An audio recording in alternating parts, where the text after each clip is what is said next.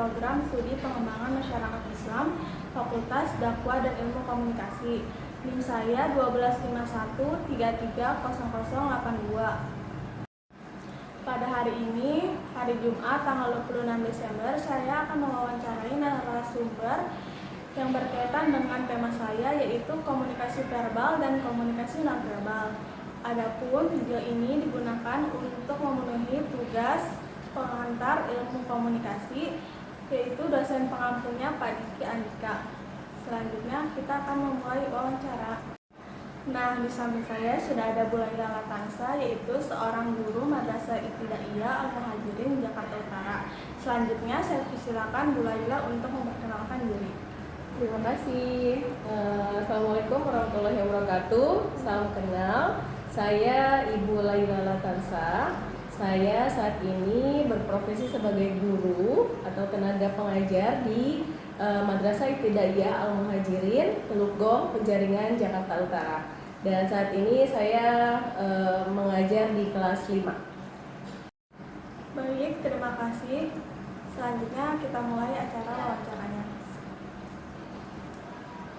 Pertanyaan pertama, bagaimana peran komunikasi verbal dalam menyampaikan materi kepada siswa? Menurut saya, peran komunikasi verbal dalam proses kegiatan belajar mengajar itu sangat penting. Digunakan untuk apa sih? Yang pertama, digunakan untuk menjelaskan konsep atau materi kepada siswa. Tentu kita harus menggunakan komunikasi verbal. Selanjutnya, bukan hanya itu, kita juga saat memberikan instruksi, perintah kepada siswa tentu juga harus menggunakan komunikasi verbal. Selain itu juga bisa untuk berbagi informasi kepada siswa, kemudian melakukan tanya jawab, serta yang gak kalah penting untuk memberikan motivasi dan semangat kepada siswa untuk selalu berbuat lebih baik. Semua itu kita lakukan dengan menggunakan komunikasi verbal. Itu menurut saya. Terima kasih. Baik. Nah, selanjutnya pertanyaan kedua, yaitu seberapa penting komunikasi nonverbal dalam kegiatan belajar mengajar? Tentu nggak kalah penting dengan komunikasi verbal ya. Fungsinya itu yang pertama untuk memperkuat pesan verbal yang sudah kita sampaikan tadi. Tentu diperkuat dengan komunikasi nonverbalnya. Kemudian untuk meningkatkan pemahaman dan keterlibatan siswa. Selain itu juga nonverbal itu bisa membuat materi bisa menjadi lebih menarik buat siswa. Nah, kemudian pertanyaan yang ketiga, yaitu contoh komunikasi nonverbal apa yang paling sering Ibu gunakan saat mengajar?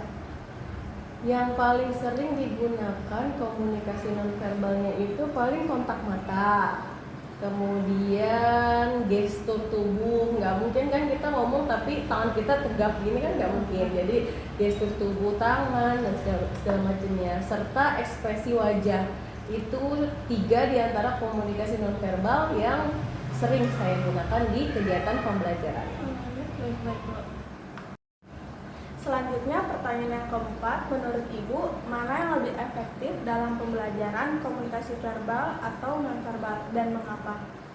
Mana yang lebih efektif? Saya rasa keduanya ya. Jadi nggak bisa dipisahkan antara komunikasi verbal dan nonverbal. Jadi keduanya punya keterkaitan dan saling melengkapi. Nggak ada yang lebih efektif daripada yang lainnya. Kemudian efektivitas akan tercapai ketika keduanya bisa berkesinambungan antara verbal dan nonverbalnya. Kemudian pertanyaan terakhir, yaitu pertanyaan kelima, bagaimana cara Ibu menyesuaikan gaya komunikasi dengan karakter siswa yang berbeda-beda?